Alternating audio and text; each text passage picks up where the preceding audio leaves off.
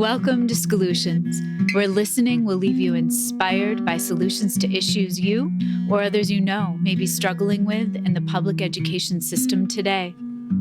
I am Olivia Wall, and I am excited to welcome my guest today, best-selling author, nationally syndicated advice columnist, and NPR contributor, Amy Dickinson. Amy writes the syndicated advice column Ask Amy, which is carried in over 150 newspapers and read by an estimated 22 million readers daily. Amy is also the author of the New York Times bestselling memoir, The Mighty Queens of Freeville, a story of surprising second chances. It's a chronicle of her experiences and misadventures as a single mother to her daughter Emily. Her second memoir, Strangers Tend to Tell Me Things, a memoir of love, loss, and coming home, was published in March of 2017. Dickinson is known not only for her wisdom, but her wit. Since 2006, she has been a featured panelist on National Public Radio's comedy quiz show, Wait, Wait, Don't Tell Me. She is also a sought-after speaker, delivering her inspiring and comic stories of her adventures and misadventures to groups around the country. After living in New York, London, Washington, D.C., and Chicago, she moved back to her hometown, married a local contractor she had known since childhood, and is now mother to 5 daughters. I had the gift of sitting next to Amy at an event for one of our beloved local literacy partners, Bridget Huberman's Children's Reading Connection. Over the evening, Amy's passion beamed from her as a literacy champion. Amy, welcome. I'm happy to have you. Thank you so much, Olivia. Thank you. I ask every guest at the beginning of an interview who an inspiring educator was for them in their life. Would you share that with listeners? I would love to share that. Whenever somebody mentions a teacher, I love it when, like, you're on social media and people start calling out their favorite teachers. I just love reading teacher stories.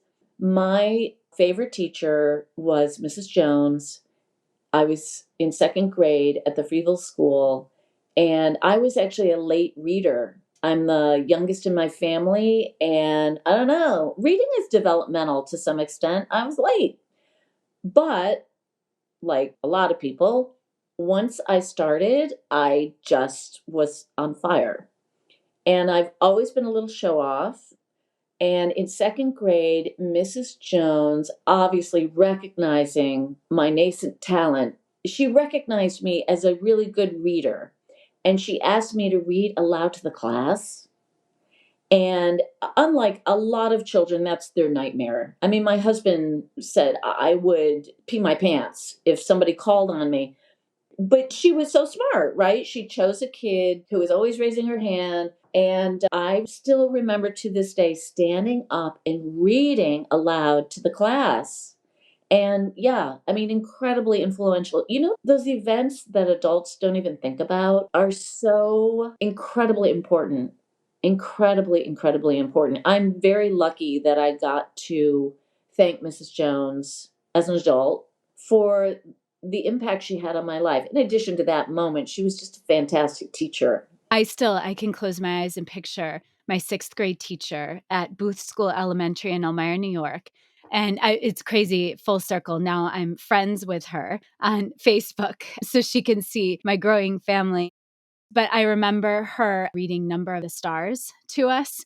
And I can picture her in the front of the room, and she read it aloud, which a lot of folks in 6th grade dismiss reading aloud to children. But I remember every chapter and being completely enveloped by the story. And I think that idea of reading aloud to our older children is still invaluable. And it doesn't matter whether they can navigate the text by themselves. It's that connection and the talking about the characters that really is everything. So, Olivia, my grandchildren are now 13 and 11, and they spend a portion of the summer with me. And we had this golden experience several years ago of me reading Charlotte's Web to them, chapter by chapter, every night.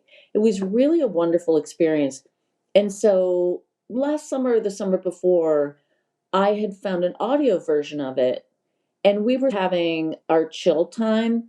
And I said, "Oh, let's listen to this. It's beautiful." And one child promptly fell asleep, and the other basically said to me, um, "Love Charlotte's Web. I always will, but I would rather that you read it." to us than that we Ah, listened to. Yeah, it was so sweet. And it just reminded me, it really is all about connection. It is indeed. Every episode, I call to action around an issue that I see happening, not just in public education, but overall with homeschool connections as well. And something that I think is a critical piece that you speak to is around putting a book on every bed this holiday season, but in general over the year. And it reminds me our kids don't have access always to books as much as we'd love for them to. And in this holiday season, it's also really, really important that families spend time reading together. So, this season, I know, Amy, you advocate for putting a book on every bed. Why do you ask readers to do this every year at Christmas time? Well, speaking of Bridget Huberman, how to describe what she did to me. I was on the Commons. I think I have one of my grandchildren with me, little toddler, and it was like Apple Fest or some super fun, crowded thing down in Ithaca. I would call it a gentle tackle from Bridget. And Yes. she was like, we have to know each other. We have to get together. We have to blah, blah, blah. And bless her, she followed through. I did too. And once I connected with Bridget, she inspired me. I chose my cause. I chose my cause. She actually suggested this book on every bed idea. And to give her full credit, she was inspired by reading a story about David McCullough, the wonderful historian who actually passed away in August. She had read this story that every Christmas morning he and his three brothers woke up to a wrapped book on their beds. And wasn't this amazing? So I reached out to him and I sort of can't believe it. I was very, very, very lucky to connect with him via email. And I just humbly asked him very quickly and very easily, I know this story about you. I would like to publish this in my column as a way to inspire other families. And he said, absolutely. Ah, it's He said, wonderful. I have only one request.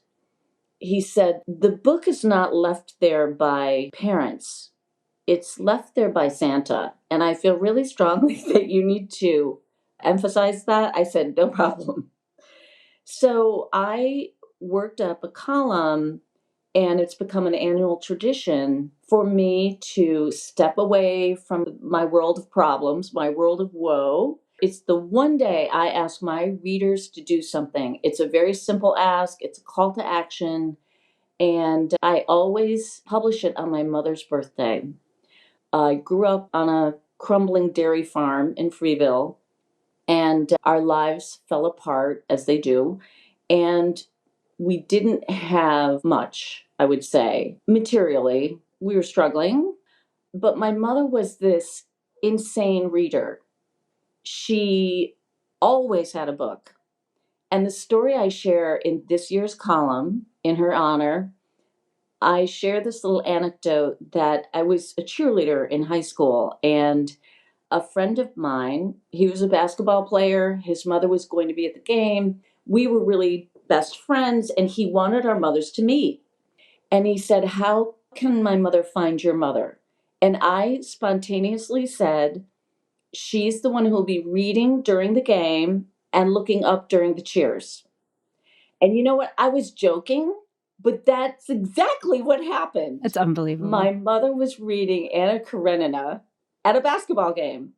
So I'm a huge fan of libraries, and my mother always took us to the library. The library is such an important resource for families like ours was, and we lived at the library. We went once a week, and it's so funny, Olivia, because I was recently back at the library. I never really made these connections about my own literacy journey and my work as a writer. I don't know why. I never did that before. I looked at this series of books that I was obsessed with, these scholastic books for young readers. They were biographies of famous people. I would take them out and read them over and over and over. My favorite ones were Eleanor Roosevelt, Harriet Tubman, Althea Gibson, And I realized that my interest was really toward real life stories about people who had encountered challenges, and all women. I was so drawn to those books. I realized, oh, that's what I've done with my own books. I've written my own little scholastic version of my own life. And I also have to speak to public libraries and the space that they serve for so many families. Even over COVID, Amy, they were producing book bundles. This blew my mind. Our local library, Tompkins County Public Library, you could put in the interests and age of your own child, and they would create a gorgeous book bundle set in a paper bag, and you would pick it up. And I was shocked that when the book bundle arrived at our house, my younger son, Henry, had not previously read any of the books. Oh, wow. That was it was amazing. Yeah. And he went through all of them in a week. But I think a lot of folks don't realize the different capacities that libraries serve in really meeting the needs and tailoring book selections to children, even during COVID. It was nuts to me. One thing about books is that they allow you to time travel. And this is one reason I think it's so important for family members to share the books that they loved with young people. And let me just make a pitch for Buffalo Street Books. I was there yesterday doing my holiday shopping. Every single person on my list gets a book. And I try to choose books that I think they will read and enjoy. Yeah. I want them to have a book. I want them to know that the book came from me. In fact, our church has adopted a couple of families from the Friedel School who need help this year with gifts. And they have fairly detailed lists of what the children want and what they need, and that's great. They will get everything on their list. Yes. But when I was helping with this effort, and I said, look, I'm going to donate a book for each child, even though none of them asked for books, can I say? There's a really alarming statistic about the percentage of children who live in poverty who don't have any books in the home. It's something like 60%. So, of course, they didn't ask for books. I wouldn't expect them to. But guess what? They're getting books. And with each book, they're going to get a little note from me just encouraging them to enjoy the book. And so, look, maybe they'll open it. I mean, I know the board book for the baby, that will get looked at. I know the picture book will get looked at. Lisa at Buffalo Street Books, Lisa Swayze, helped me. I gave her a list and I was like, boom, let's go. And it was like one of those mad dashes with a shopping cart. She ran around the store. I ran around the store. And we actually took great care to try to match these children with books that we thought they should read. Well, there are gorgeous lists that do come out, and I follow those. I have parents reach out to me all the time. A mom texted me last week and said, my daughter has really fallen in love with books in verse, and I need more. And there were 58 books in verse that I was able to send her way. And I also Wonderful. so value traditions, and something that I do every year around the holidays. We have a set of books that we were read to as little girls, and I made sure to get them used. And I opened the cover of one of my favorite Richard Scarry's Christmas books. Yeah. And it blew my mind when it came. It had a dedication with a Christmas tree, and it was from Aunt Carol, and the year was 1978. And we cherish the smell of the old books, everything about it. But it's the tradition of cozying up and reading together that is invaluable. I know every year you select different titles or highlight different titles. How do you pick books for the different age groups? Well, Olivia, in full candor, last year or the year before, during the pandemic, I found 3 or 4 small independent bookstores. One was one of the few Black-owned bookstores in the country. It had recently opened, and then there was one in Pittsburgh. And I reached out and asked the booksellers to give me recommendations for various ages. This year, I went straight to Lisa Swayze. She was like, boom, here's my list. And I just want to also emphasize that talking about libraries and books and reading together can I just say how important it is to continue the literacy habits throughout life, and especially including elders. Yes. I mean, libraries are such an incredible resource for elders. My mother's been gone now for around 12 years, and the last day of her life, I was reading aloud to her. And it's funny, I wrote about this in my book, and my sister Rachel was with me, and I was like, quick, get a book, get a book. She ran home and she said, I freaked out. I didn't know what to do. I just grabbed the first book I could. And she came back with Passage to India, which is a wonderful book. Wonderful, wonderful. And I started to read it aloud. And, it was a day like today, snowy and cold and cozy. And I started to read this book aloud, and I did what I sometimes do. I tried to read it in a bit of an accent. It's so obnoxious, but I couldn't help it. So there we are in India, and I'm doing this horrible accent. And my sister was like, that sounds sort of Irish. Can you like modify? But anyway, I mean, a treasured memory. And actually, the first two pages of that book are incredibly beautiful. So it ended up being an amazing choice for my sister to make. Also, I have to say, my column is shared in many, many, many, many elder communities, nursing homes, assisted living. In fact, I got a note from a chaplain of an assisted living place outside of Chicago. It came into the Ask Amy mailbox, and she said, I just have to tell you, every Thursday morning I visit with these people and we share your column, and we really feel like we can hear your voice, and we laugh and we talk about when you get it wrong, when you get it right, and we just want to thank you. Okay. I mean, look, any note like that is such a relief. Of course, I got right back to her and I said, well, this Thursday, I'm going to be thinking about you because this Thursday's column is a doozy, and we connected like that. And she responded and she said, oh my God, they're going to freak out when they know that you wrote to me. And I said to her, not only am I writing to you and responding and so happy, I am going to come visit. Oh, that's wonderful. Yeah, so we tape Wait, Wait, Don't Tell Me in Chicago. And this place is in one of the suburbs. And we tape the show on Thursday nights. And so I'm just going to make my way out to Park Ridge, Illinois, and hang with these people while we read together.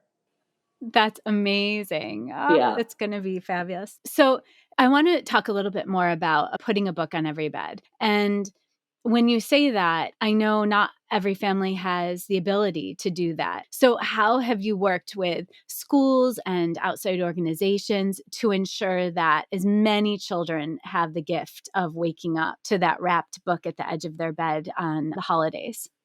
Well, I have really enjoyed this when teachers have contacted me and said, I have photocopied your column and I'm sending it home in every backpack. Schools create their own little book drives. Bridget, God bless her, doing that far and wide in the Ithaca area. And she and I had a book event at my alma mater, the little Freeville School.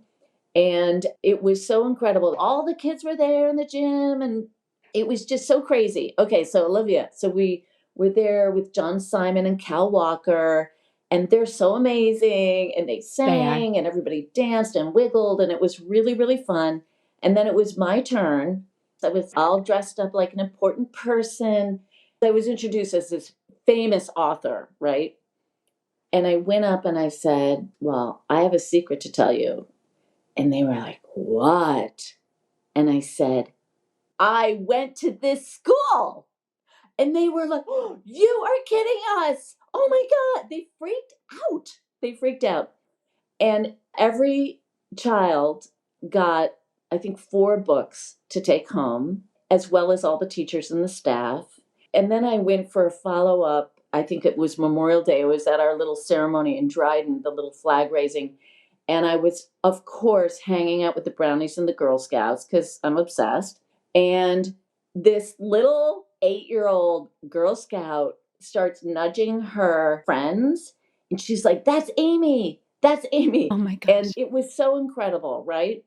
And I realized I'm friends with lots of children's authors. Frankly, through this work, I've met some amazing children's authors. And they always talk about doing school events. And oh my God, once I did one, I was like, I never want to make a speech to grown-ups again, ever in my life. I just want to visit schools and excite kids about the power of storytelling. One of the things I said to these children was that I'm working on a children's book and it's based on a true story. And I told them the story about we had a cat when I was a kid, and the cat ran away, and we thought it was lost forever. And the cat ended up living at the church in Freeville, which is right next to the school. And I was a counselor during the summer program in Freeville, and the children were all acting mysterious. They kept sort of dashing in and out of the school. They had something going on. And I was like, okay, what's happening? I think I was 16. They were like, we have a pet. And I said, oh no, what? It was our cat. That is unbelievable. These children had named the cat Tuna because it loved tuna, Yes. and they had been feeding this cat all summer from her Oh my lunches. gosh. Oh my So gosh. I told the kids this story, and they were so entranced. So I told them that I would work on that story and that I would come back and share that with them when I was done. And they were very excited about it. When I talk to my own boys about their authors, it's fascinating to me that they'll refer to their authors on a first name basis, like they know them. And Hmm. I couldn't ask for anything more. I am working at the middle school right now. One of the teachers decided that she was going to have her students write letters to the author as a character from his book, from that character's perspective. And she's like, "Do you think he'll really respond?" I said, "Well, what do you have to lose? Give it a go." He responded within a day. He's offering the students feedback along their journey of the letter writing. There's such connection that can happen when it comes to reading and writerly lives. Let me just say, Olivia, I'm sure there are grouchy writers out there that don't want to hear from readers, but I was in a bookstore and a person approached me and said, "Oh, I hope it's okay, but could I ask you to sign my book?" And I was like, "Darling, any writer I know would sleep with you in order to sign your book. Are you kidding me?" Yeah, Like, we yes. love that. You know, it's Yeah. an incredibly lovely connection. Of course, anybody who's writing books for children, that's their mission. But it's also, can I just say, from another perspective, that of being a successful writer, you have got to get to know your fans. You have to. Yes. Okay, can I tell a fan story? Please. This is not a fan story about me. Okay, so I went on social media, I went on Twitter recently because I also watch a lot of television. I used to work in television. I'm very involved in media. So I went on Twitter and I said, "Oh, I just watched Three Pines. What a wonderful series." Like a lot of the Canadian based shows that I like, it has not too much violence, but the acting is superb and the setting is always amazing. I just said that.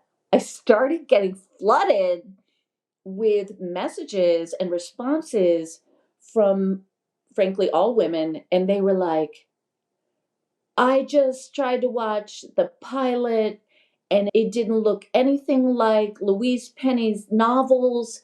And nobody was like I pictured them." And I said, "Oh, I didn't even know these were based on books." And then they Ah, start passive aggressively, like, "How could you watch something without reading the book?" And I said, "I do it every day." I think sometimes when people love a series and love a writer and love the story that they're so engaged with, they're like offended to see anybody else's vision. And it just reminded me of how attached people get to their books. Yeah.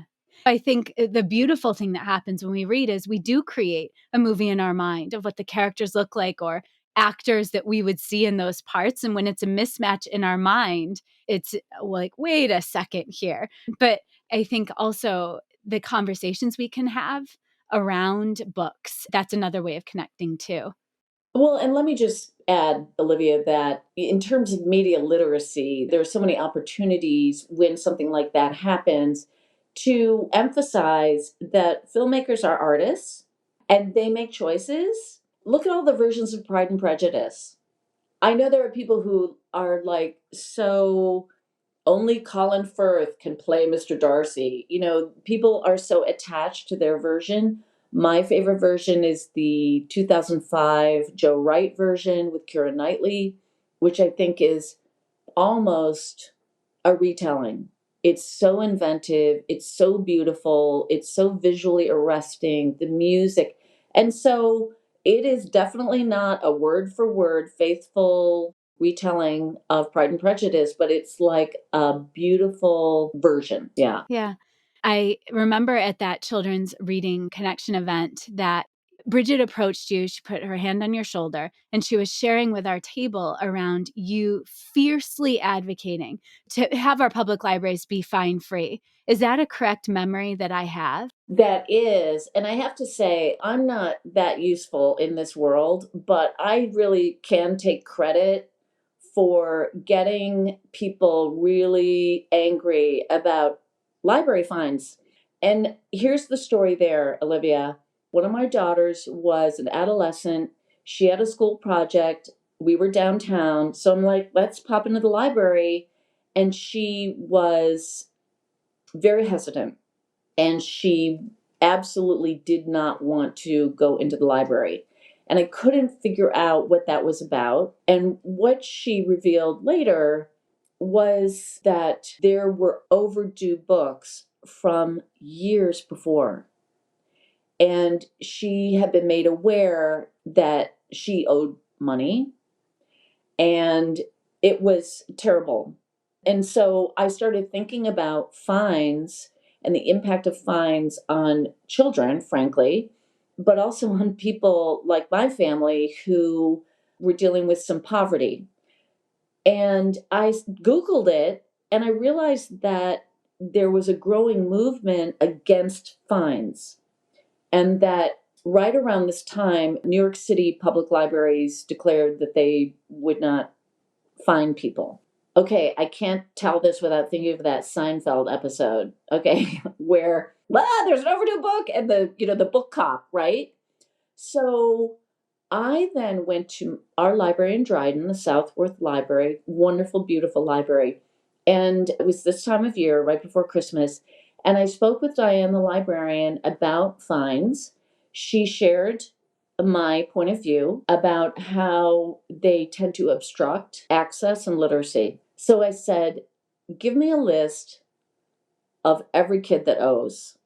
And she did, and I paid them. I paid all the fines, and she sent out a letter and was like, due to an anonymous donation, come on back. We're happy to have you. And then that following year, they were able to do away with fines altogether. And a lot of us went back to the Netflix model back in the day when you get a DVD, when you returned it, you could get another one, So I just think it sets up a healthier relationship with books and literacy if you think of going to the library as a regular fluid thing where if you forget to return a book on time or whenever, you can still pick out a different book. And I'm thrilled. I don't know. I have to put that on my resume. I really love that.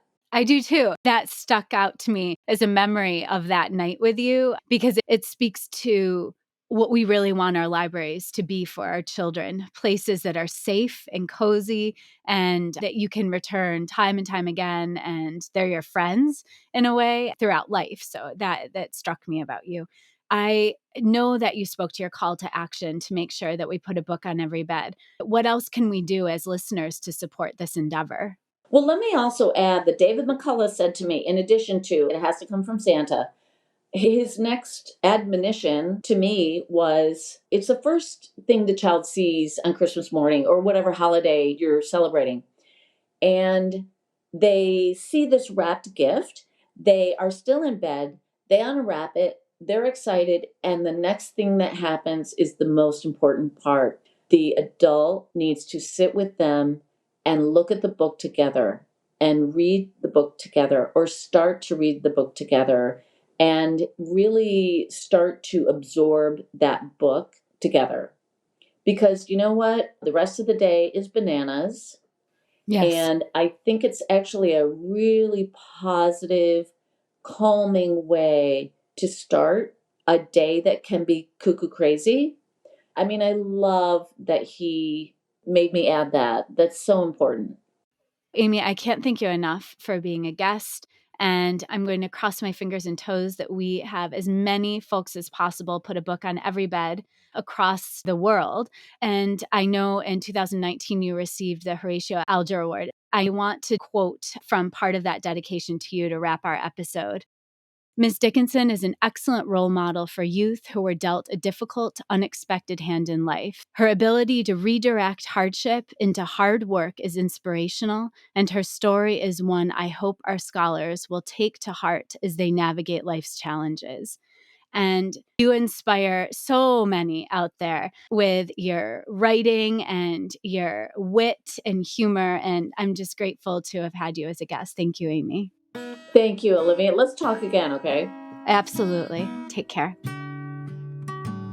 Scholutions is a podcast created, produced, and edited by me, Olivia Wall. Special thanks to my guest, Amy Dickinson. Thanks to my older son, Benjamin, who created the music that's playing in the background. If you like Scholutions, please share, rate, review, and follow us on Twitter, Instagram, and Facebook at Scholutions Podcast. If you want to reach out, the email is scholutionspodcast@gmail.com. Don't forget to talk about us nicely on social media, and please keep listening. Let's continue finding inspiration together.